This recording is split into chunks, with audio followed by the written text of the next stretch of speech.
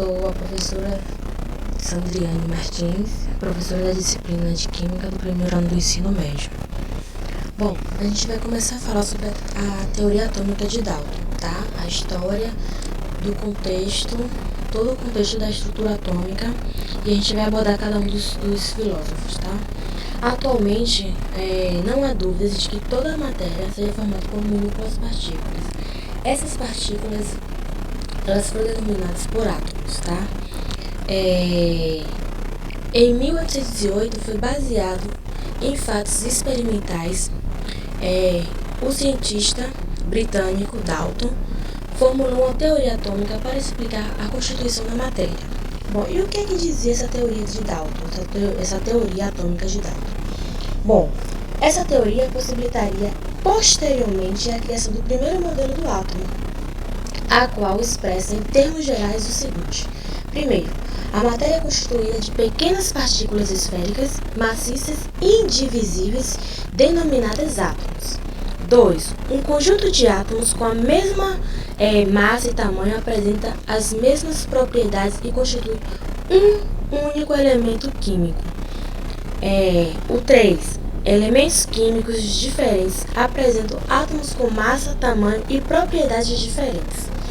4. A combinação de átomos de elementos diferentes numa proporção de números inteiros origina substâncias diferentes. E por fim, os átomos não são criados nem destruídos, são simplesmente rearranjados e originando novas substâncias, tá? Então, Dalton acreditava que os átomos fossem maciços, uma esfera maciça e que não podia dividir, que era indivisível, como bolinhas de gude, como um exemplo. Bom, Dalton era considerado o pai da química teórica. Com apenas 12 anos de idade, Dalton ele iniciou sua brilhante carreira lecionando em escola de comunidade, tá? da qual ele era membro. Além de ter elaborado a teoria atômica, Dalton também descobriu uma importante lei da física, aquela lei que fala das pressões parciais dos gases.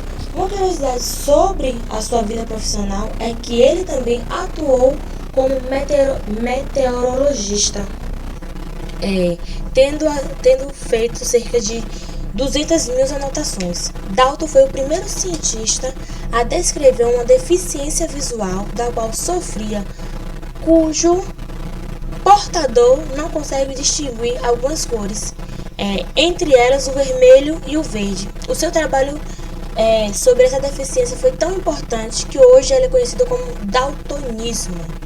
Atualmente, sabe-se que daltonismo afeta apenas 5% dos homens e 0,5% das mulheres. Bom, a descoberta do átomo. Após Dalton ter representado a toda a sua teoria atômica, na qual ele sugeria que átomos eram indivisíveis, maciços, rígidos e esféricos, vários cientistas começaram a realizar diversos experimentos que demonstraram que os átomos são constituídos por partículas ainda menores subatômicas. E dentro disso, houve a descoberta das partículas subatômicas, né? Que a primeira partícula a ser descoberta foram os elétrons, representado pela letra E, cuja carga ela é negativa. Bom,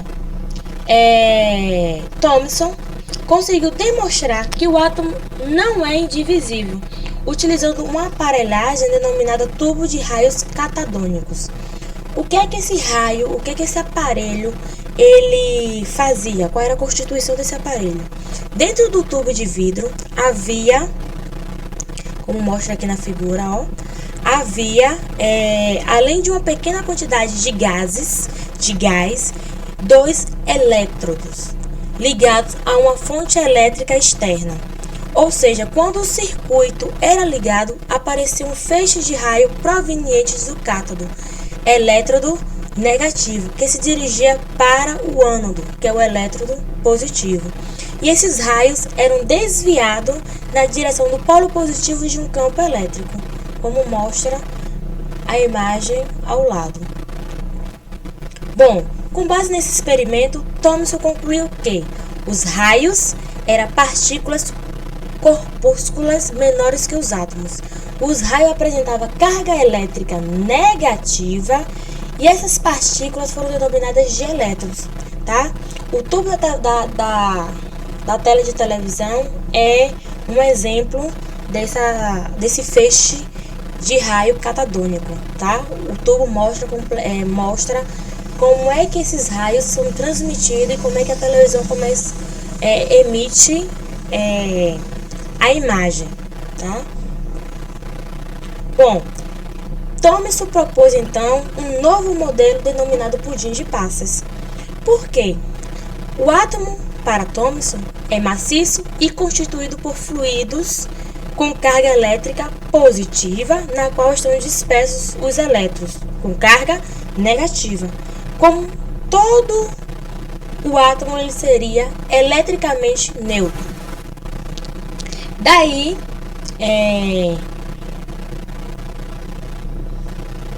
o modelo de Thomson tinha fluidos positivos e tinha carga negativa. Mas o que era esse fluido positivo?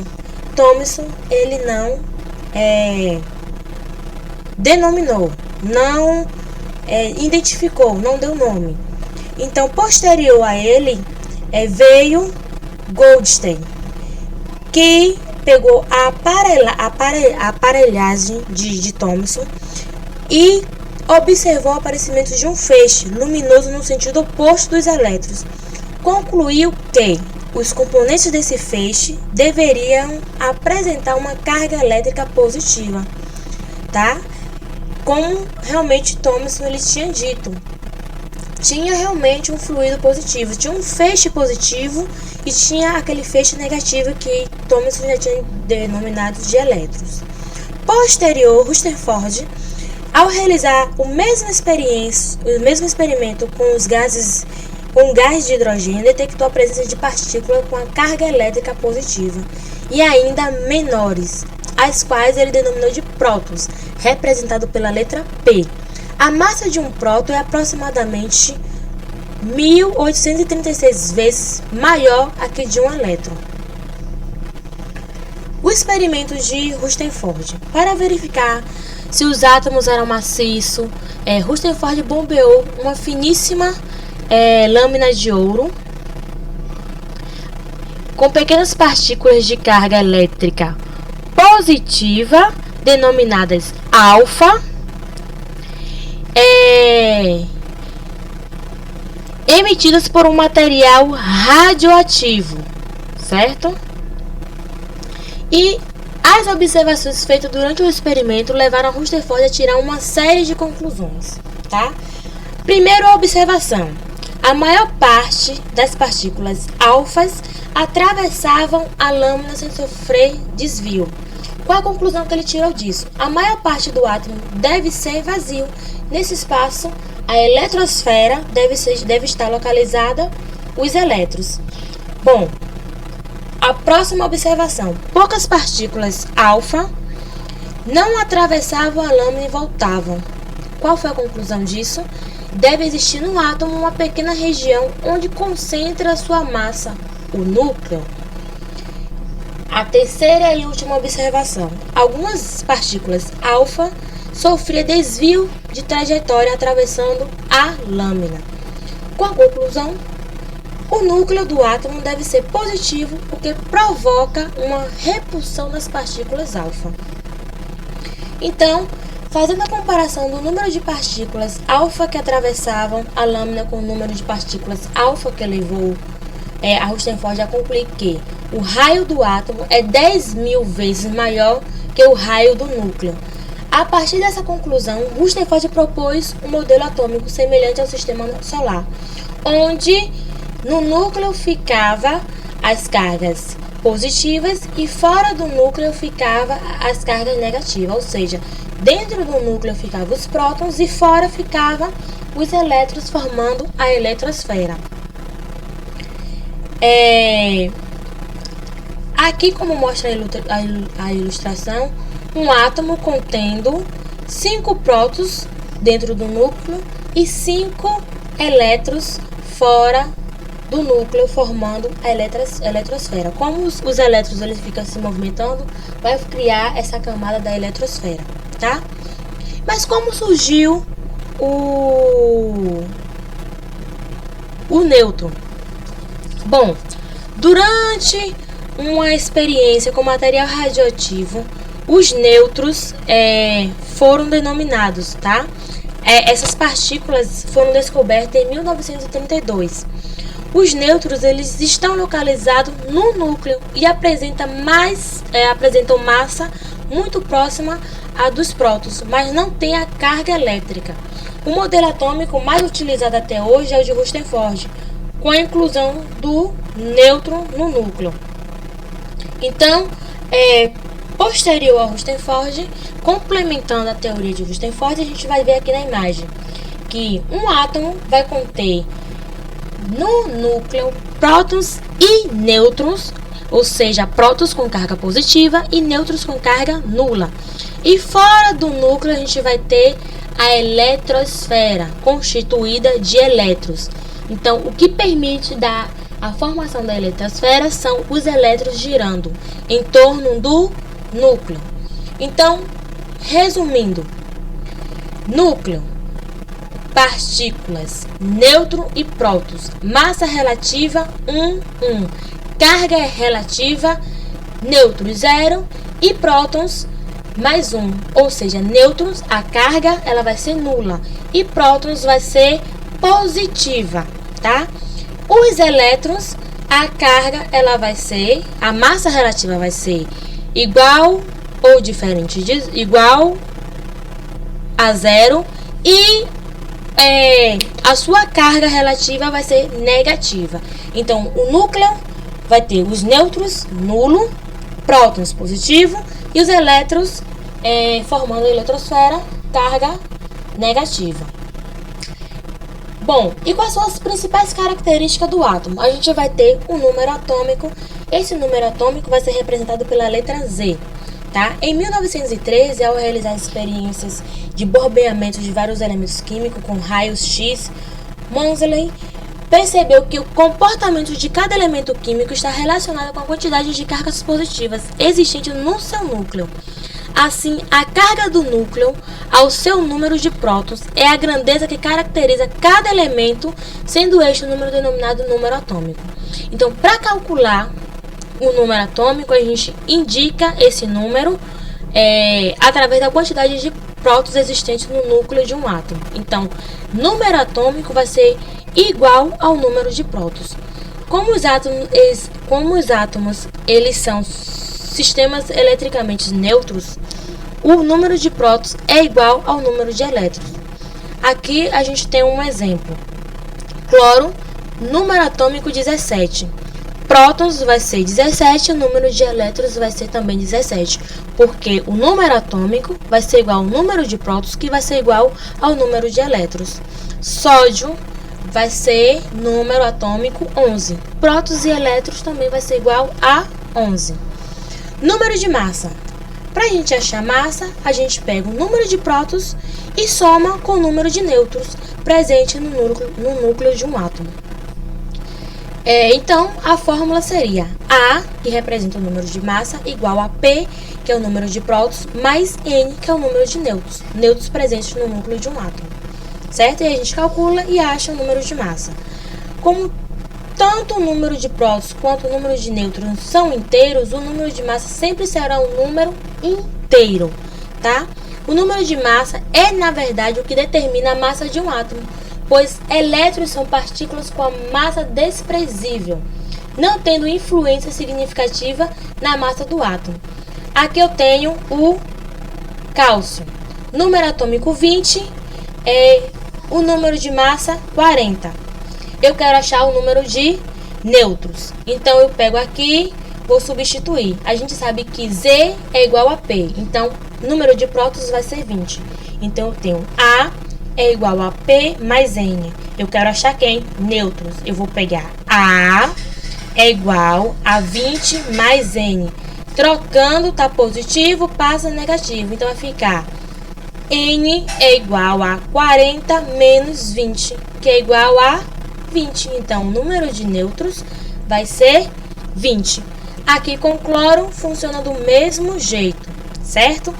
Nenhuma questão, geralmente a gente dá um para achar o outro. A gente pode dar prótons e nêutrons para achar o número de massa. Ou dar o número de massa e o número de prótons para achar nêutron. Ou dar o número de massa e de nêutrons para achar um próton. Bom, e o que é um elemento químico? A gente falou tanto dele. Bom, é o conjunto formado por átomos do mesmo número atômico. Dentro do elemento químico, a gente pode classificá-los, tá? Quanto à sua semelhança. Atualmente, a gente conhece um total de 115 elementos químicos, entre naturais e artificiais, com números atômicos variados de 1 a 118. Cada elemento químico corresponde a um número atômico, que é Z, o que identifica. De acordo com a UPAC, ao representar um elemento químico, deve-se indicar junto ao seu símbolo o seu número atômico e o seu número de massa. Toda vez que a gente for colocar um elemento químico, a gente tem que identificar o número de massa e o número atômico, A e Z. Uma forma esquemática dessa representação é a seguinte: eu tenho aqui X, eu tenho em cima o número de massa e embaixo o número atômico. Ou eu posso colocar cada um de um lado, lembrando que sempre fica em cima o número de massa e embaixo o número atômico, tá? Eu tenho aqui o sódio, A é igual a 23 e Z é igual a 11. Eu quero o valor de P, quero o valor de N. Então, eu vou aplicar a fórmula para achar, certo? Então, N vai ser A menos Z, ou seja, o número atômico menos o número de massa. P, a gente sabe que P é igual a Z. Então, o número de prótons vai ser 11. O número de elétrons também vai ser 11. Mas o número de nêutrons, nesse caso, como é que eu acho? N é igual a 23 menos 11, que vai dar 12. Então, esse aqui é o meu número de massa. Aqui tem uma atividade para vocês fazerem. Vocês vão indicar o número de prótons, de nêutrons e de elétrons presentes em cada átomo seguinte os elementos. Eu já botei organizados, não identifiquei quem é quem. Vocês precisam me dar o que eu estou pedindo na questão, certo? Íons. Bora lá?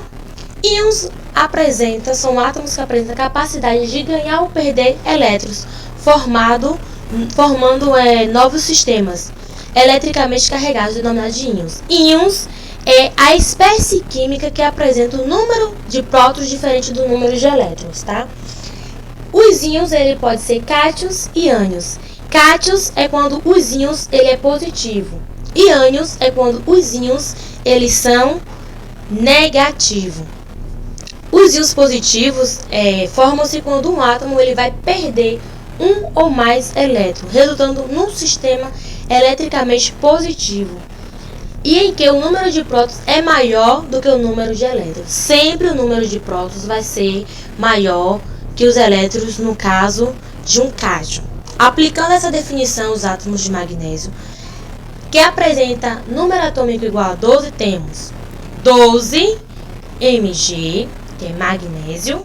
Ele perdeu 2 elétrons, é negativo aqui, ó, ele perdeu.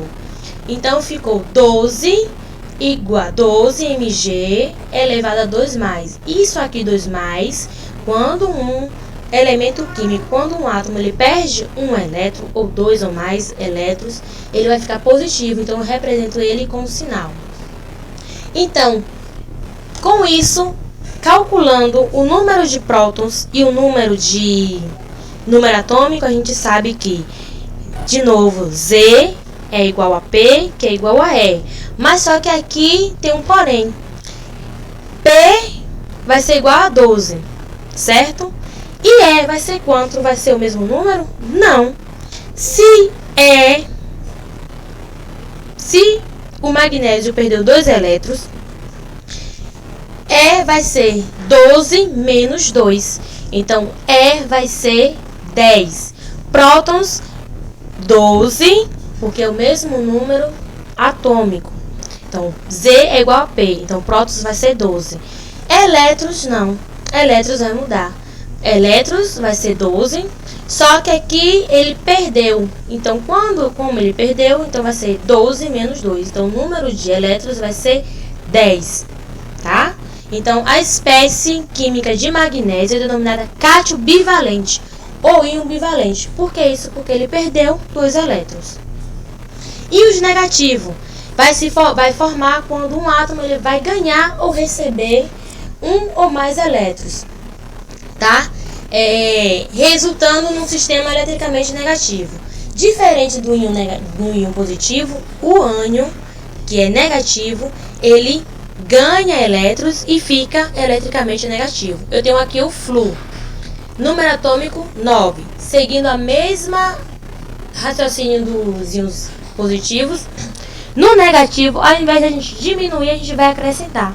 Então aqui, ó, ele ganhou um elétrons, então ele vai ficar 9F negativo. Aqui não tem um, mas tá o sinal, mas aqui quer dizer que tem um, tá? Nesse caso aqui a gente coloca um se quiser. Então vai ficar P é igual a Z, que é igual a 9.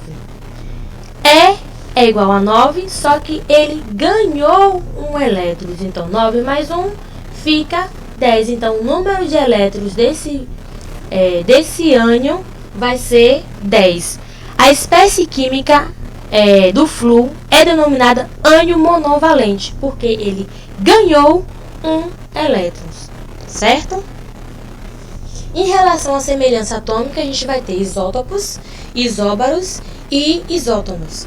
Isótopos são quando os átomos ele vai apresentar o mesmo número atômico, por pertencer ao mesmo elemento químico, mas diferente número de massa. Então, no isótopo a gente vai ter um elemento com o mesmo número atômico, só que massas diferentes.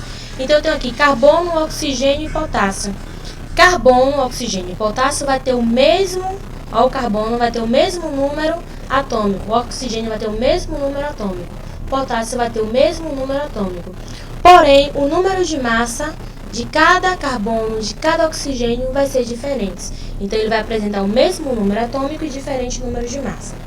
Isóbaros vai ser ao contrário, vai ter um número de atômico diferentes, mas o mesmo número de massa, certo? Sempre um elemento vai ter o mesmo número de massa igual a um número atômico diferentes. E isótomos vai apresentar o mesmo número de nêutrons, ou seja, são átomos que apresentam o mesmo número de nêutrons, mas diferente número atômico e número de massa. Então a gente vai fazer o cálculo para achar o nêutron e saber se os elementos eles são isótomos, tá? Porque ele tem que apresentar o mesmo número de nêutrons. E isoeletrônicos, íons, átomos e íons que vão apresentar a mesma quantidade de elétrons. Fazendo um cálculozinho, né? E levando em consideração se ele é cátio ou se ele é ânion, se ele ganhou ou se ele perdeu elétrons. Se for igual, eles são isoeletrônicos. Vai ter a mesma quantidade de elétrons. Aqui está uma questãozinha para vocês classificarem os elementos e determinar o número de massa de cada um, número atômico e número de massa, certo? Uma equaçãozinha de matemática.